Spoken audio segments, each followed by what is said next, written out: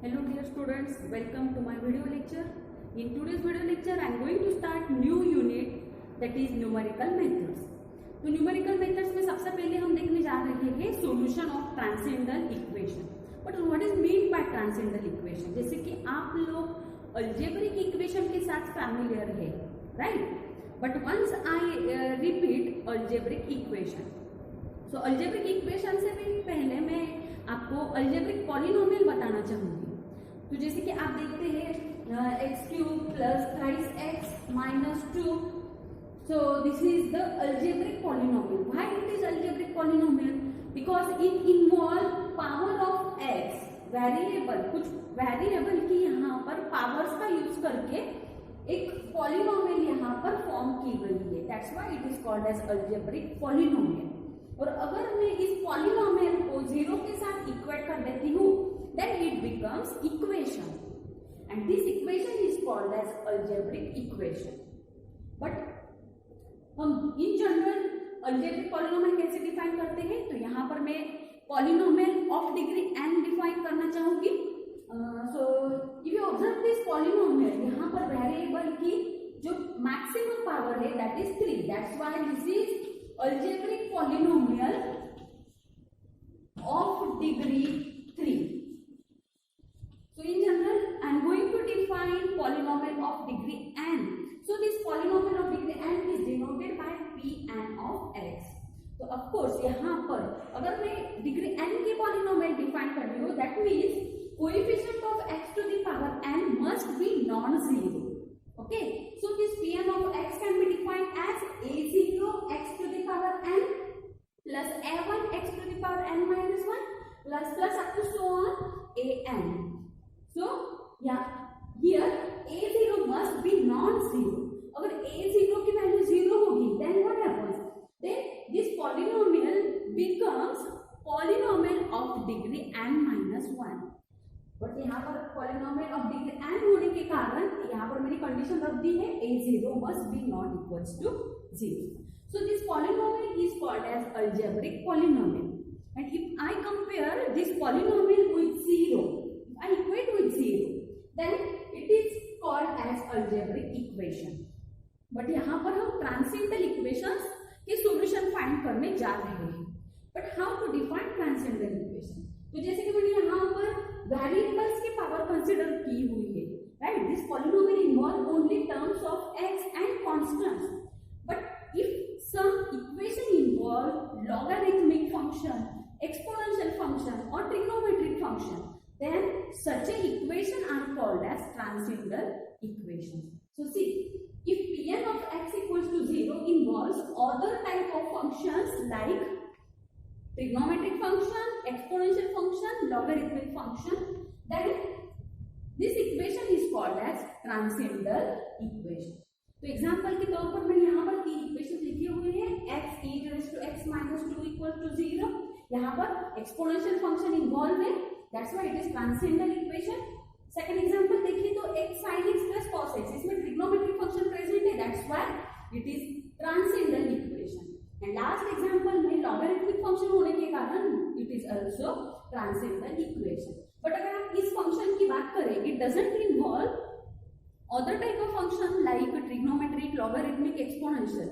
That's why it is not transcendental equation, it is what? Algebraic equation. Okay, so for finding solution of transcendental equation, there are two methods. First method is Newton-Raphson method and second method is false position method.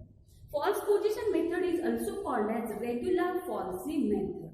So in today's video lecture, I am going to explain Newton-Raphson method.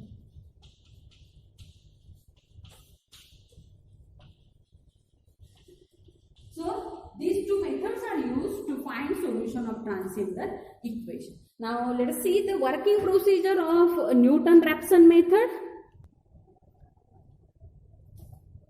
So see the working procedure of Newton-Raphson method. So let f of x equals to 0 be the given transcendental equation. So to find its solution, we are going to apply Newton-Raphson method.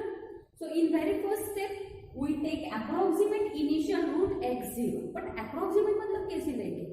So for that we take two successive numbers, but जो हम दो successive numbers ले रहे हैं तो उन numbers को हमने लोएस्ट वैल्यू से स्टार्ट करना है.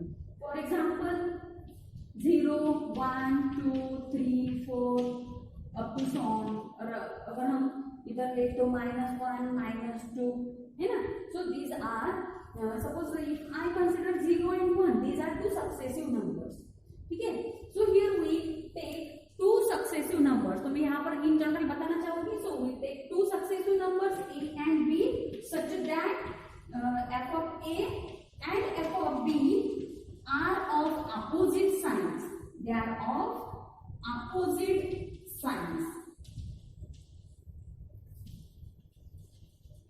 अब f of A f of B कैसे मिलेगी? आपके पास f of x मतलब गिवन फंक्शन रहेगा, तो उनमें आप x की वैल्यू रख देंगे. जैसे कि a और b दो सक्सेसिव नंबर्स है. सक्सेसिव मीन्स एक के बाद एक आने वाले numbers, like 1 and 2 successive numbers, 4, 5 successive numbers, like that. So a and b are two successive numbers such that f of a and f of b are of opposite sign. अगर आपको f of a positive मिलता है तो f of b negative होना चाहिए. अगर ऐसा opposite sign मिलता है then that will be your interval. Then your root lies between the interval a, b. सबसे पहले आपको आपका रूट का इंटरवल फाइंड करना बहुत ही जरूरी है, इसलिए ये स्टेप आपको केयरफुली परफॉर्म करना है. तो आफ्टर गेटिंग दिस इंटरवल, तो इस इंटरवल से आपको एक अप्रोक्सीमेट वैल्यू सिलेक्ट करनी है और उस अप्रोक्सीमेट वैल्यू को हम यहाँ पर x0 कंसिडर कर रहे हैं.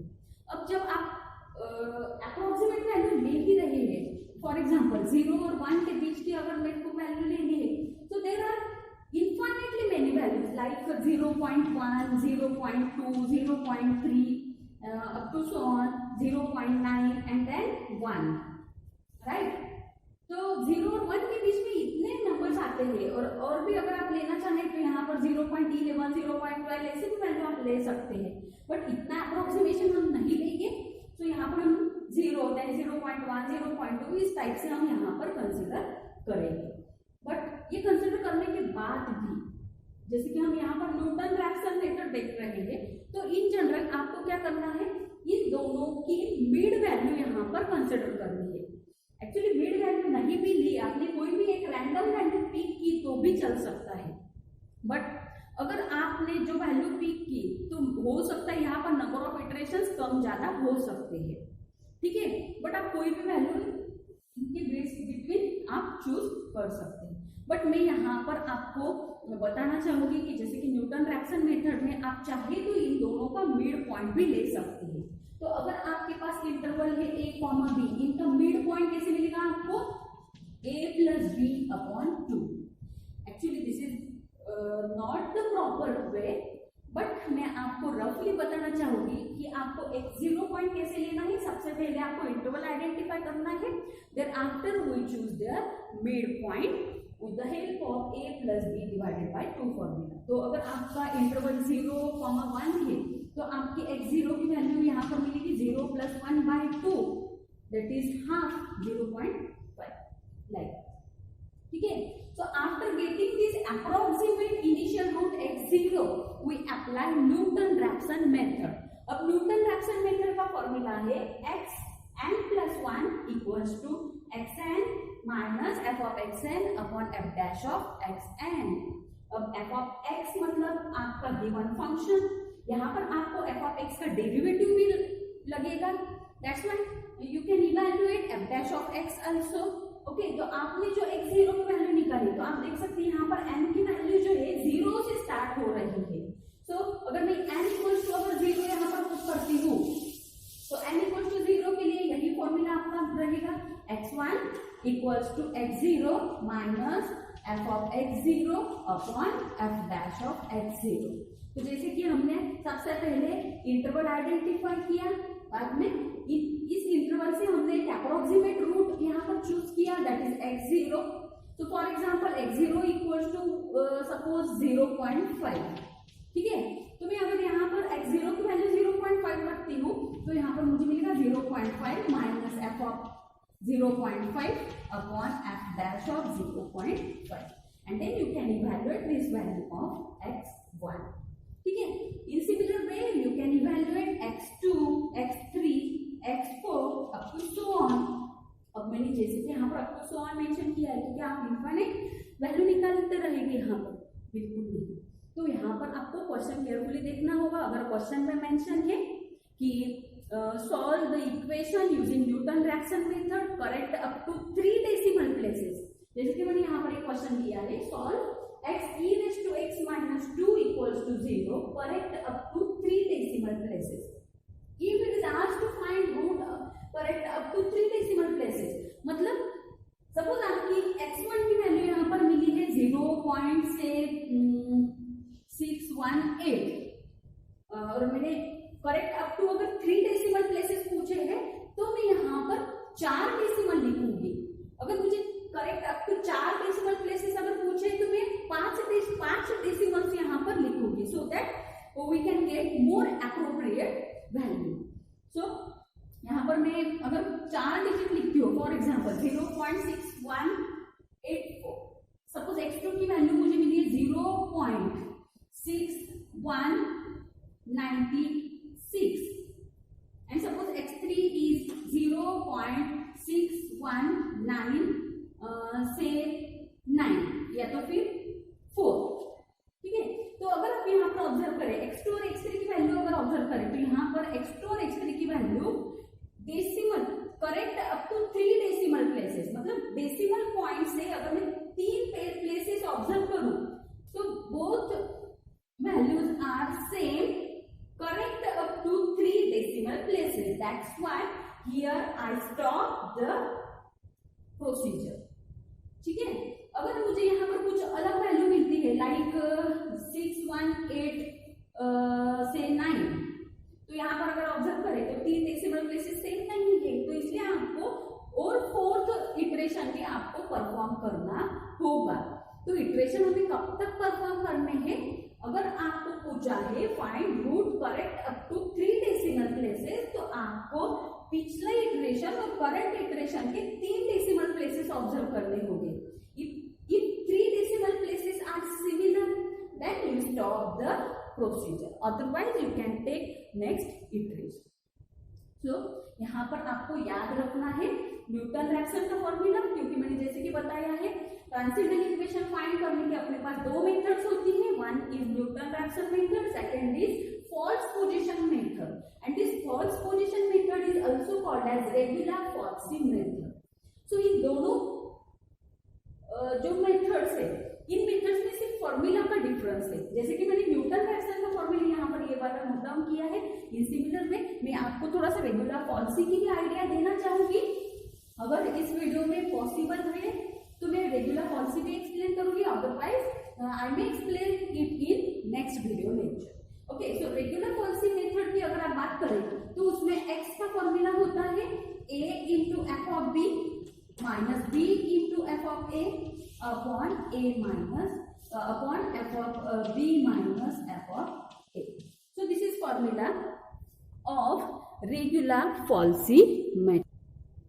और फिर से यहाँ पे भी हम अप्रोक्सीमेट इनिशियल रूट कंसिडर करते हैं and we identify 2 successive numbers a and b such that they are having f of a and f of b are having opposite signs. ठीक है. तो यहाँ पर आपको जो फॉर्मूला है वो केयरफुली यूज करना है. This is formula of false position method और we call it as regular falsi method. Now here I take example of Newton Raphson method. मैंने ऑलरेडी यहाँ पर एग्जांपल मेंशन किया हुआ है. So solve x e raised to x minus 2 equals to 0, correct up to 3 decimal places.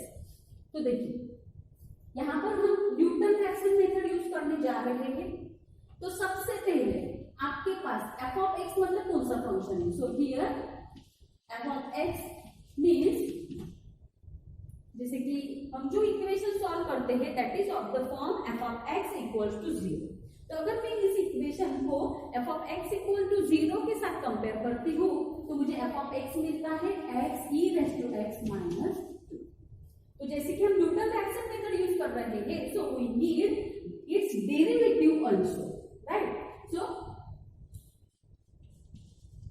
consequently I find its So for x e raised to x derivative, I use product rule. So I keep first function as it is, and derivative of e raised to x is e raised to x. Plus now I keep e raised to x as it is, and derivative of x क्या होता है, 1 होता है, नहीं भी लिखा तो भी चलेगा. Then -2 constant function, its derivative is always 0. So in this way we have obtained f dash of x. Now here comes an important step. The important step कौन सी है? Identification of interval. So for interval identification we choose two successive numbers. So we start with lowest number. So here I start with 0.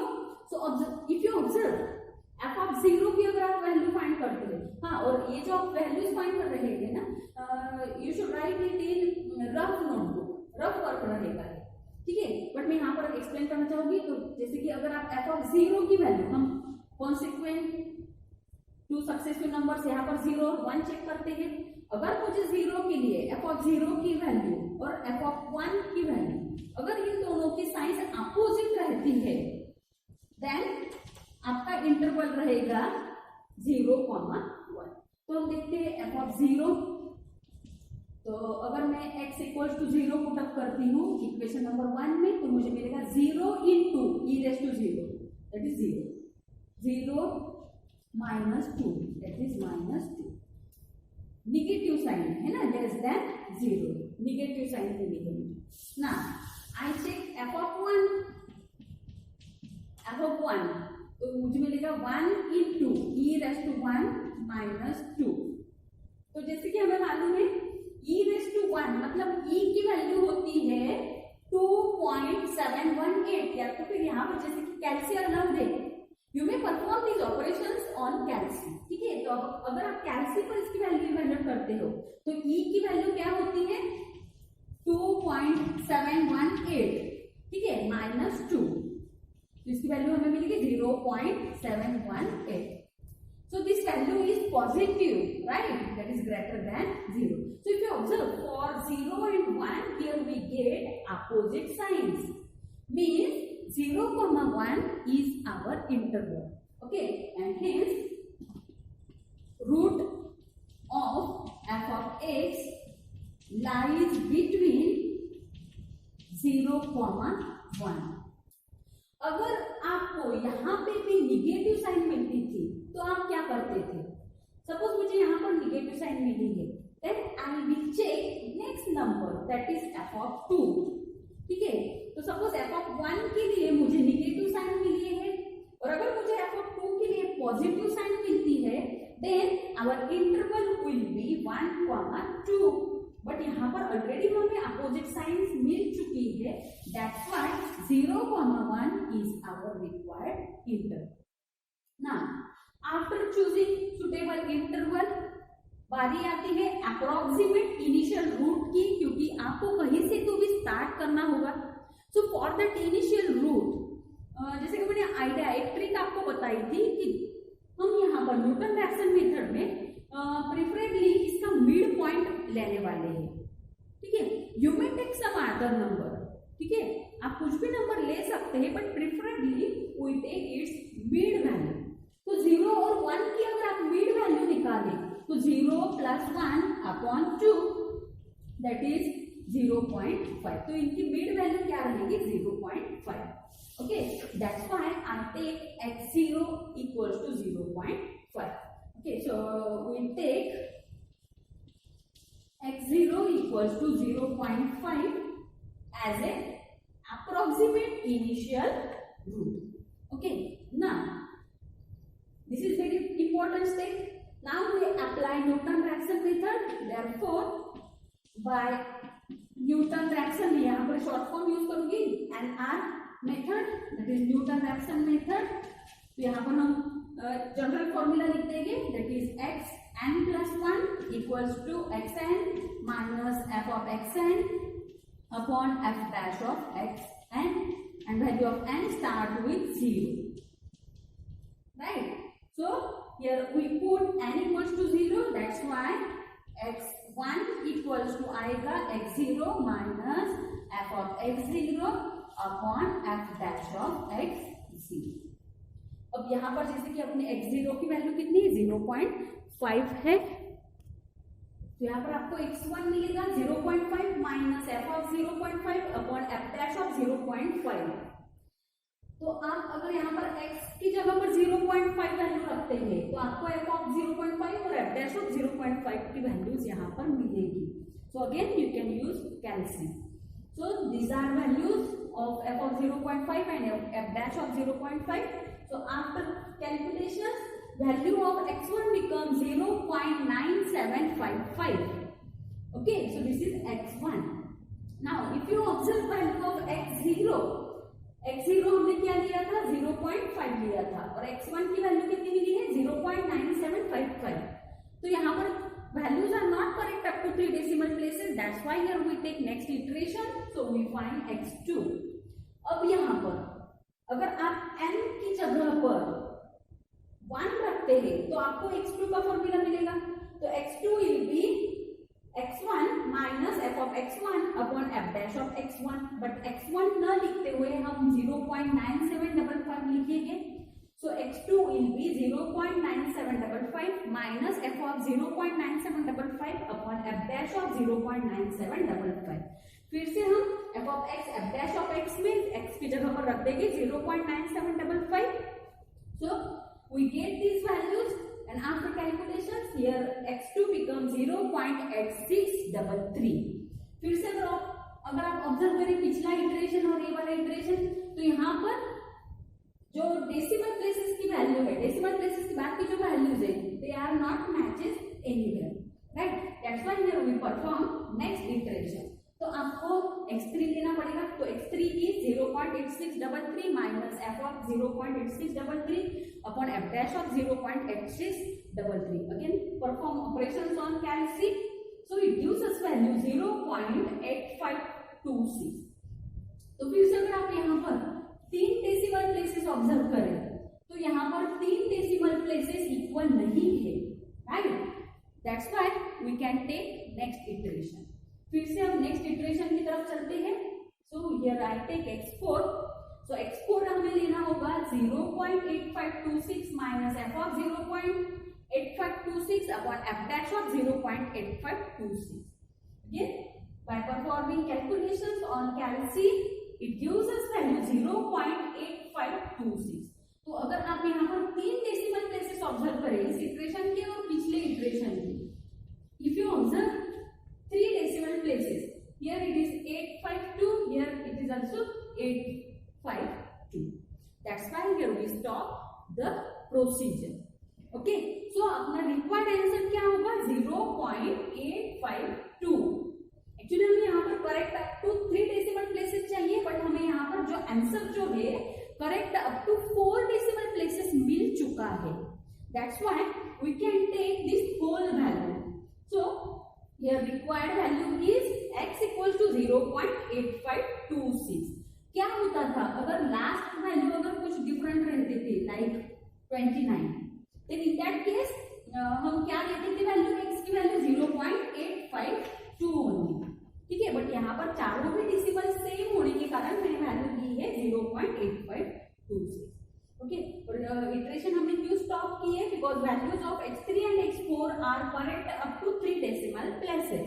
That's why x equals to 0.8526. This is required solution. So in this way we apply Newton Raphson method. तो यहाँ पर सबसे important चीज है proper interval identify करना. Afterwards taking approximate initial value, that is also important step. और जैसे कि मैंने बताया न्यूटन-रैप्सन मेथड में प्रिपरेटली इंटरवल का मिड पॉइंट कंसीडर करेंगे. आपने मिड पॉइंट नहीं भी कंसीडर किया, आपने इस इंटरवल के बिटवीन कोई भी रैंडम वैल्यू पिक की तो भी कुछ भी फर्क नहीं गिरेगा. सिर्फ नंबर ऑफ इटरेशन कम ज्यादा हो सकते हैं. बट मैंने सिर्फ यहाँ पर आपको एक फंडा बता दिया है, ट्रिक बता दी है कि प्रिफरेबली हम क्या लेने वाले हैं, मिड पॉइंट लेने वाले हैं. आई होप आपको न्यूटन-रैप्सन मेथड समझ में आई होगी. सो आप यहाँ पर कुछ दूसरे भी एग्जांपल्स ट्राई कर सकते हैं. अगर मैंने यहाँ पर एक क्वेश्चन बदल दिया, से solve x e raised to x minus 3 equals to 0, ये वाला क्वेश्चन आप सॉल्व कर सकते हैं, ठीक है, यहाँ पर सिर्फ मैंने वैल्यू क्या कर दी है, 3 कर दी है, बट ये 3 लेने के कारण आपका इंटरवल में भी चेंज हो सकता है, तो आपको यहाँ पर केयरफुली देखना होगा। तो मैं यहाँ पर आपको कुछ स्टेप्स करके बताती हूँ। हाँ, तो जैसे कि सबसे पहले आपको इंटरवल आइडेंटिफाई करना है, तो मैं स्टार्ट करूंगी 0 से। तो अगर आप एफ ऑफ 0 फाइंड करते हैं तो एफ ऑफ 0 आपको मिलेगा 0 माइनस 3, दैट इज -3, वैल्यू क्या मिली है, नेगेटिव। ठीक है, अब 0 के बाद कौन सा नंबर आता है, सक्सेसिव नंबर 1। तो if you find F of 1 रहेगा 1 e रेज़ टू 1 माइनस 3, तो 1 e रेज़ टू 1 मतलब e की वैल्यू कितनी होती है, 2.718 माइनस 3। तो अगर आप ये कैलकुलेशन करते हैं तो आपको एफ ऑफ 1 की वैल्यू मिलेगी -0.28। फिर से यहाँ पर आपको वैल्यू क्या मिली है, निगेटिव मिली है। क्या आपको यहाँ पर अपोजिट साइंस मिले हैं, नहीं, both signs are same, that's why 0,1 is not our interval. तो आपको आगे की वैल्यू लेनी होगी, तो 1 के बाद नंबर आता है 2। तो if you find F of 2, तो एफ ऑफ 2 की वैल्यू मिलेगी 2 e रेज़ टू 2 माइनस 3। तो अगर आप उसकी वैल्यू कैलकुलेट करते हैं तो आपको मिलेगा 11.77। 11.77 इज पॉजिटिव, राइट। तो आप यहाँ पर देख सकते हैं एफ ऑफ 1 के लिए हमें निगेटिव साइन मिलेगी और एफ ऑफ 2 के लिए हमें पॉजिटिव साइन मिलेगी, right. So here we get opposite signs. कौन से इंटरवल के लिए हमें अपोजिट साइंस मिली है, 1, 2। That's why root of f of x lies between 1 and 2। Okay, तो likewise we identify our interval. अब इंटरवल आइडेंटिफाई होने के बाद हमें लेना है अप्रोक्सीमेट इनिशियल रूट। तो उसके लिए मैंने आपको ट्रिक बताई है कि हमें इसका मिड पॉइंट लेना है। 1 और 2 का अगर आप मिड पॉइंट लेते हैं तो 1 + 2/2 वैल्यू हमें मिलती है 3/2, that is 1.5। So here we take initial root x0 as a 1.5। आपने 1 और 2 के बीच की कोई भी वैल्यू पिक की तो भी चल सकता है, बट प्रेफरेबली हम मिड पॉइंट यहाँ पर कंसिडर करेंगे। Okay, so now we apply Newton Raphson method. So this is formula of Newton-Raphson method. So for n equals to 0, we get x1 equals to x0 minus f of x0 upon f dash of x0. अब हम यहाँ पर x0 की value क्या रखेंगे, हमने क्या value ली हुई है, x0 equals to 1.5. So we start with 1.5. So here we take 1.5 and accordingly we perform the calculations. Okay, so in this way we solve this transcendental equation with the help of Newton-Raphson method. I hope आप आगे का calculation कर सकते हैं। तो आप ये calculation करके देखिए। अगर आपको कुछ डिफिकल्टी है you may drop the comments in comment box, और जैसे कि डिस्कशन में भी आप ये सब चीजें डिस्कस कर सकते हैं। तो आई होप आप ये वाला एग्जाम्पल करके देखिए, और इसके अलावा भी अगर कुछ क्वेश्चन आते हैं तो आप कर सकते हैं, right. So with this I stop my video lecture. So in next video lecture I will explain false position method.